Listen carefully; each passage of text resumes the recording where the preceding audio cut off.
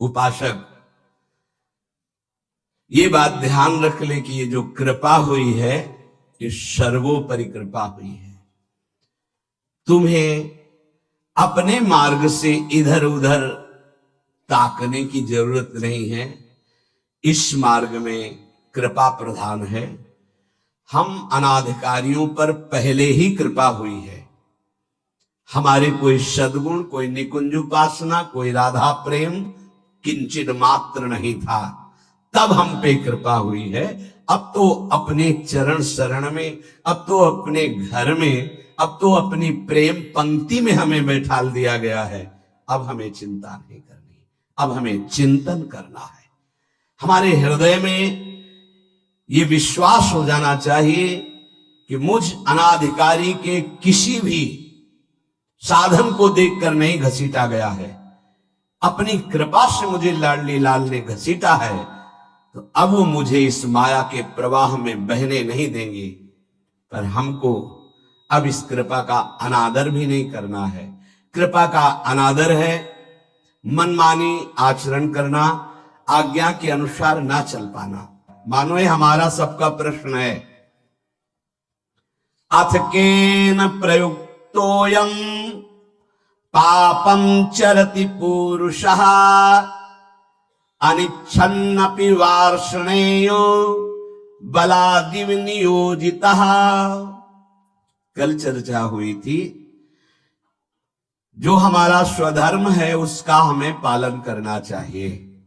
परधर्म भयावह, दूसरे के धर्म को स्वीकार करना मानो भय को स्वीकार करना है।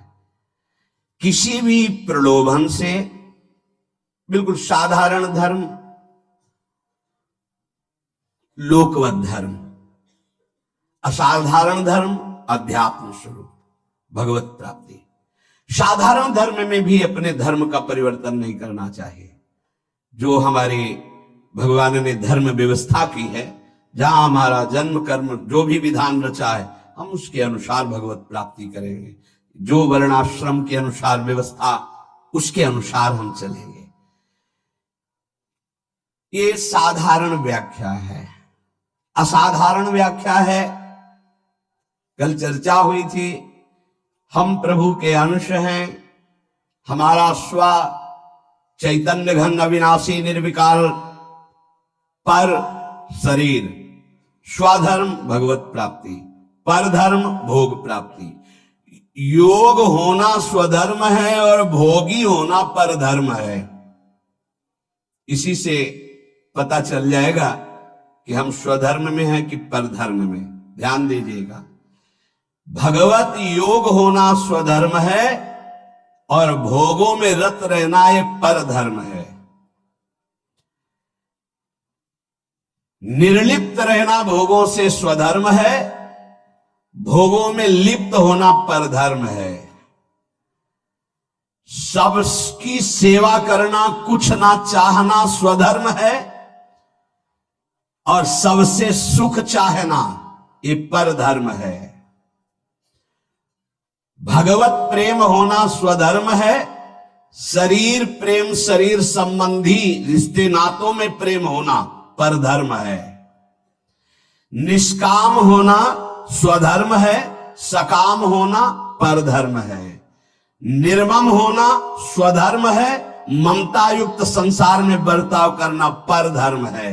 अनासक्त होना स्वधर्म है, आसक्त होकर भोगों में, शरीरों में, रुपया में, नाना प्रकार की सामग्री में परधर्म है। तात्पर्य, प्रकृति के संबंध को स्वीकार करके जो कुछ हो रहा है वो सब परधर्म है। परमात्मा के संबंध को स्वीकार करके जो कुछ है वो स्वधर्म है। क्या सुंदर स्वधर्म की व्याख्या है। स्वधर्म चिन्मय, चिदानंदमय, अविनाशी है। परधर्म जड़ धर्म है, परिवर्तनशील है, नाशवान है। प्रभु का अंश स्व, प्रकृति का अंश शरीर। स्वधर्म प्रभु से जुड़ना स्वधर्म, शरीर से, संसार से जुड़ना परधर्म। शरीर संसार की भोगों की इच्छा परधर्म, भगवत प्राप्ति की इच्छा स्वधर्म।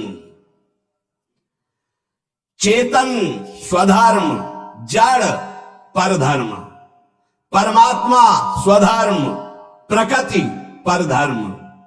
बहुत सुंदर, इससे सुंदर व्याख्या स्वधर्म और परधर्म की मिलना कठिन है। परिवर्तनशील परधर्म, एक रस स्वधर्म।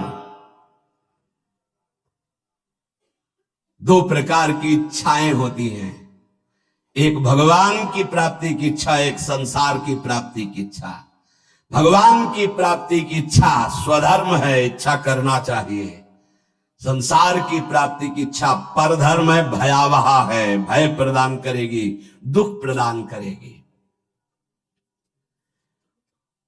कहीं कुधर्म को, अधर्म को, परधर्म को स्वधर्म मत मान लेना।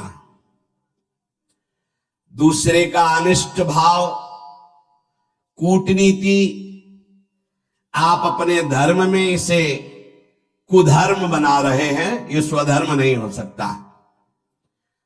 हमारे यहां देवता देवियों की पशु की बलि चढ़ा रहे कि हमारे इष्ट कुल से चला रहा है, और प्रसाद में बोले ये स्वधर्म नहीं, ये अधर्म है।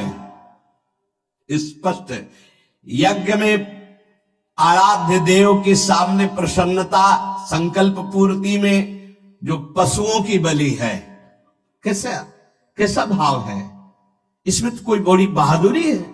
बोले भले पशुओं को लाके काट दिया और इससे अंबा प्रसन्न हो जाएंगी। अरे मां है वो, उसकी भी मां है। जगदम्बा शब्द किसे सार्थक होगा? जगदम्बा शब्द कैसे सार्थक होगा? वो सब चराचर जगत की मां है। मां अपने बच्चे को काट करके ये देखकर सुखी हो जाएगी? नहीं। अगर सुखी होती तो जड़ भरत जी को जब काटा जा रहा था तो अंबा जी काहे को विचलित हो गई, मूर्ति फाड़ के प्रकट हुए, काट के फेंक दिया सब अपने आराधना करने वालों को। यह स्पष्ट यहां आज्ञा है, किसी भी जीव को कष्ट देकर के, बलि आदि देकर कि हमारा स्वधर्म है, बोले यह धर्म है, स्वधर्म नहीं। दूसरे का अनिष्ट भाव, कूटनीति, दुख देना, नाना प्रकार के जाल में फंसाकर दूसरे को दुख देना, बोले ये कुधर्म है। मनमानी आचरण, शास्त्र विरुद्ध आचरण अधर्म है। और अपने लिए जो निषिद्ध निषेध करता है शास्त्र, दूसरे वर्ण आश्रम, दूसरे धर्म मार्ग का नहीं, ये परधर्म है। कुधर्म, अधर्म, परधर्म का त्याग करके स्वधर्म में चले तो उसका परम कल्याण हो जाता है। तो अर्जुन ने कहा महाराज इच्छा नहीं है कि हम पाप करें, पर हमसे पाप हो जाता है। ये अर्जुन जी का प्रश्न नहीं, ये तो भगवान कृपा करके अर्जुन जी के हृदय से प्रश्न करवा रहे हमारे लिए। जैसे कई लोग प्रश्न करना तो नहीं चाहता पर पाप हो जाता है, पाप करते हैं। चाहते नहीं पर पुनः पता नहीं, ऐसा लगता है कि कोई हमारे ऊपर सवार हो गया, हमसे करवा लिया। अथ केन प्रयुक्तोयम पापम चरिति पुरुषः अनिच्छन्नपि वार्षणे बलादिव नियोजिता। हे वार्षणे, ना चाहता हुआ ये मनुष्य जबरदस्ती जैसे कोई पाप करा लेता है। ये कौन है जो पाप आचरण करा लेता है? बहुत समझने का विषय है। जो थोड़ा विचारवान पुरुष है, पाप से डरना चाहिए, ये बहुत कष्टप्रद होता है। वो पाप नहीं करना चाहते, अनिच्छिन्न, उनकी इच्छा नहीं कि हमसे कोई ऐसा पाप बने, पर पाप कर्म कर बैठते। ये है कौन जो पाप करा देता है? इच्छा तो नहीं है ना। लोग कहते हैं मेरी इच्छा नहीं थी, फिर पाप कैसे हो गया? तो हम मानते हैं कि आप विचारशील हैं, पाप नहीं करना चाहते, पर भीतर जो पाप कराने की इच्छा है उसको तुमने देखा? क्या है पाप? भोग भोग करके सुखी होने की इच्छा। भोग भोग करके सुखी होने की इच्छा, इसको तुमने नहीं देखा? यही पाप कराती है। भोगों में सुख है, ये जो तुम्हारे अंदर बैठा हुआ यही पाप करा रहा है। नहीं, दुख वाला भला आचरण करके दिखाओ कि इसका परिणाम जो है वर्तमान में भी दुखद और भविष्य में भी दुखद, आप बिल्कुल कदम नहीं रखेंगे। आपकी सुख बुद्धि होती है। अभी हम छीना झपटी करके चोरी कर ली चैन की, मोबाइल की, 10-20 हजार मिल जाएंगे, उससे अच्छा भोग होगा। चोरी, हिंसा, व्यभिचार, जुआ, जो भी निषिद्ध कार्य होते हैं, अंदर से सुख की लालसा होती है। अनिच्छिन्न केवल उसका ये कहने का है कि वैसे मेरी पाप करने की तो इच्छा नहीं थी, लेकिन भोग सुख की इच्छा ही पाप का मूल है। बलाद्यु नियोजिता, अर्जुन जी कह रहे फिर ये बलात् मुझसे कौन पाप करवा लेता है, मेरी इच्छा तो पाप करने की नहीं। ये संसार में सुख है, भोगों में सुख है, अंदर जिसके बैठा है वो पाप किए बिना रह नहीं सकता। जैसे दुर्योधन भगवान को कह रहा है कि जानामि धर्मम न च मे प्रवृत्तिर, जानाम्य धर्मम न च मे निवृत्ति, केनापि देवेन हृदय स्थितेन यथा नियुक्तोस्मि तथा करोमि। केशव, मैं धर्म को जानता हूं पर उसमें मेरी प्रवृत्ति नहीं है। मैं अधर्म को भी जानता हूं पर उससे मेरी निवृत्ति नहीं है। ऐसा लगता है कोई देवता मेरे हृदय में बैठकर करवा रहा है, क्योंकि मैं धर्म जानता हूं। वो देवता है सांसारिक सुख भोग की प्रबल इच्छा, और कोई देवता नहीं। दुर्योधन ने जिसे देवता कहा यही काम है, यही भोग इच्छा है। मनुष्य विचार पूर्वक जब तक इस भोग इच्छा का त्याग नहीं करेगा तो वो नहीं चाहता कि पाप हो, पर उससे बलात् पाप होंगे भोग इच्छा से। इस भोग में सुख है। केन प्रयुक्तोयम पापम चरति अनिच्छ, कौन है जो इच्छा ना होने पर भी जबरदस्ती पाप करा रहा है। श्री भगवान कह रहे काम एष क्रोध एष रजो गुण समुद्भवः महासनो महापाप्मा विद्धेनमिहि वैरिणम। अर्जुन, ये रजोगुण से उत्पन्न हुआ काम, यही पाप का मुख्य कारण है। भोगों में सुख है, काम। अब देखो आज की हमारी समाज की धारा किधर बहती जा रही। ये जो बच्चे परस्पर मित्रता, boyfriend girlfriend, live in relation, ये जो आज के नई पीढ़ी में ये रोग लग गया है और इसे स्वीकृति भी है, नाश की तरफ हमारी समाज की वृत्ति जा रही है। जहां संयम, जितेंद्रियता, ब्रह्मचर्य, परम पवित्र शरीर, फिर पाणि ग्रहण और आदि आदि आदि, वहां कोई धर्म शास्त्र का भय नहीं, कोई गुरुजनों का भय नहीं, कोई भगवान का भय नहीं। शास्त्र हमारा प्रधान कानून है। वेद, पुराण, पौराणिक, ब्रह्म ऋषि, ये हमारे परम कल्याण के लिए जो सूत्र बोले, ये अगर हम वैदिक सिद्धांत, शास्त्र सिद्धांत, गुरुजनों की वाणी की वृत्तियों को नहीं पहचानेंगे, नहीं सुनेंगे, नहीं समझेंगे, तो हमारी वृत्तियां हमारा नाश कर देंगी। कौन है जो ये पाप करा रहा है? तो भगवान कह रहे रजोगुण से उत्पन्न हुआ ये काम, ये काम ही पाप का मुख्य कारण है। और यही क्रोध रूप में परिणित हो जाता है। बहुत खाने वाला महापापी, ये बैरी बहुत ही नाश करता है। इस विषय में सबसे बड़ा दुश्मन ये काम है। ये रजोगुण से उत्पन्न हुआ है। ये राग से काम उत्पन्न होता है। बहुत बहुत इसको सीमा में किया गया है। भगवान ने आगे वर्णन किया है कि धर्मयुक्त काम मैं हूं। भगवान धर्मयुक्त काम मैं हूं।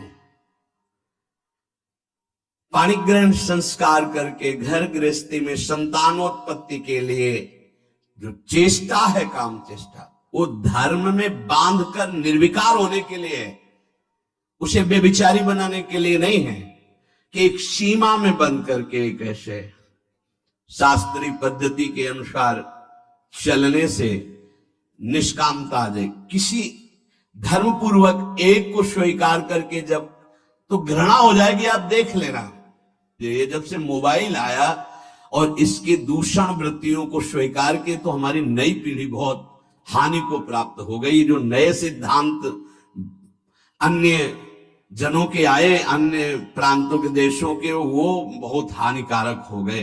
ये भारत है, ये धर्म देश है।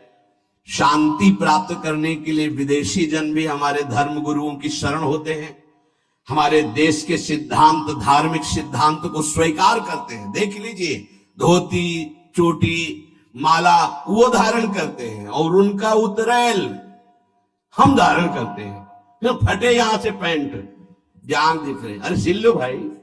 बोले नहीं, वो बड़े आदमी के फैशन है। वाह भाई, गांव में तो अगर कहीं फट जाता था तो कहते तुम्हारा कपड़ा फटा, सिल लो भाई। तो चलो गरीब आदमी वो सिल लेता था। आज बड़े आदमी होके फाड़ के घूमते हैं, नहीं यहां से। एक दो बार तो हमने भी पूछा तो फिर इन लोगों ने बताया टोकना नहीं। क्यों? बोले ये फैशन है। तो हमें लगा कि अच्छा, हम तो कहने वाले थे भैया तुम्हें पता है तुम्हारा पैंट फट गया है।